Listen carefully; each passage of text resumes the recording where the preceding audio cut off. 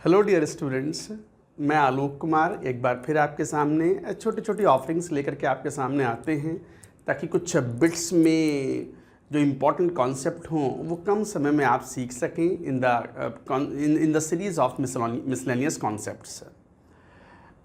Chemical bonding में एक चीज़ पर आजकल जो ज़्यादा फोकस है जेई मेन जेई एडवांस दोनों का, और वो है energy of interaction into the various intermolecular forces. तो वो energy of interaction internuclear distance के साथ कैसे वेरी करती है उस पर इन्होंने 2 बार सवाल पूछ लिया है। तो वो again it is likely to be asked again. तो मैं एक बार उसके बारे में फिर बात करूंगा। हो सकता है आपने हमारे फुल वीडियो लेक्चर्स जो मेरे यूट्यूब पर पढ़े हैं मोहित त्यागी वाले चैनल पर, वहाँ पर पढ़ा भी हो, बट कई बार कुछ इंपॉर्टेंट चीज़ें अलग से फिर मिल जाती हैं तो उससे फ़ायदा होता है बच्चों को। तो energy of interaction,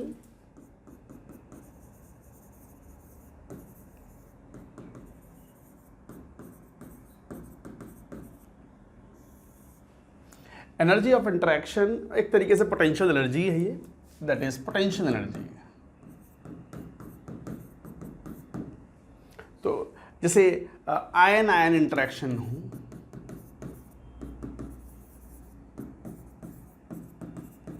that is ionic bond. तो आयनिक बॉन्ड में तो पता है आयन आयन में कोलम्बिक लॉ इज एप्लीकेबल, इसे फर्स्ट बोल देते हैं। तो यहाँ पर जो पोटेंशियल एनर्जी होगी that is inversely proportional to R. आप जानते भी हो inverse square law for the force when the two ions are in interaction, but potential energy is inversely proportional to r की power 1. r is the internuclear distance.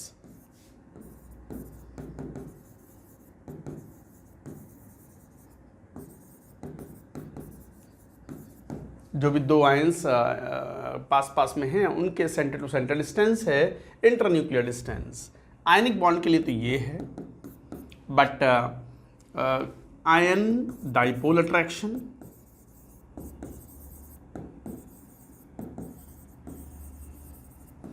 Ion dipole attraction में potential energy of interaction is inversely proportional to r square. ऐसे ही होता है।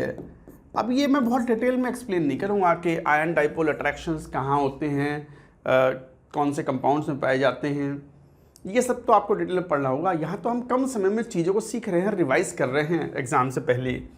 और जैसे dipole dipole attraction, ये तो जेई एडवांस्ड में आया हुआ भी है in the form of hydrogen bonding, for example H bonding।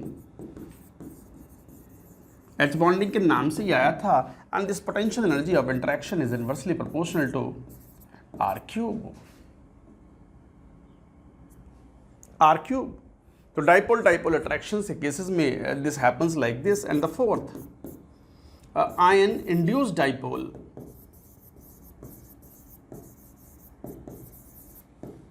Attraction.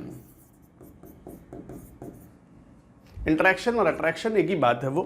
तो आयन इंड्यूस्ड डाइपोल अट्रैक्शन, यहाँ पर potential energy is inversely proportional to r की power 4।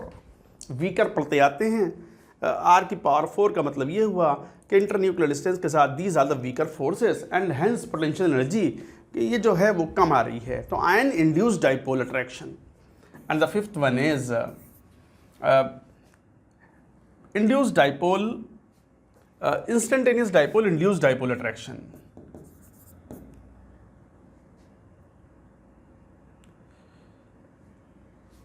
ion ion interaction, ion dipole attraction, dipole dipole attraction, ion induced dipole attraction। इसके बाद यहाँ एक और लेंगे dipole induced dipole attraction।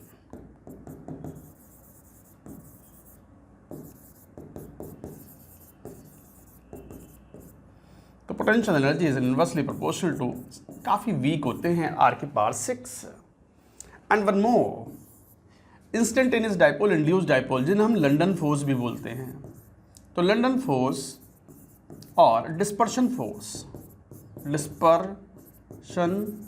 Force for उनके लिए जहाँ होते हैं potential energy is inversely proportional to, जहाँ ये फोर्सेस होते हैं, जहाँ फोर्सेस हैं पोटेंशियल एनर्जी तो है ही, that is inversely proportional to r की पावर 6। लंडन फोर्स और dispersion force are also called instantaneous dipole induced dipole attraction. तो we have considered ion ion interaction which is ionic bond, very strong bond. Strong bond की category में कौन आते हैं? Ionic bond, covalent bonds, metallic bonds, these are considered to be the strong bonds. Weak bonds में फिर वो आते हैं वो ion dipole attraction, dipole dipole attraction, ion induced dipole attraction, dipole induced dipole attraction, London force और dispersion force, जिसको हम दूसरे शब्दों में बोलते हैं instantaneous dipole induced dipole attraction. That potential energy is inversely proportional to R की power 6। तो कभी एक्सप्रेशन आए आर के टर्म्स में, आपको पोटेंशियल एनर्जी या एनर्जी ऑफ इंटरेक्शन को एक्सप्रेस करना हो या एक्सप्लेन करना हो, तो बड़ी आसानी से ये टेबल के थ्रू आप याद कर सकते हो। आज बस यही बताना था। That's it for now.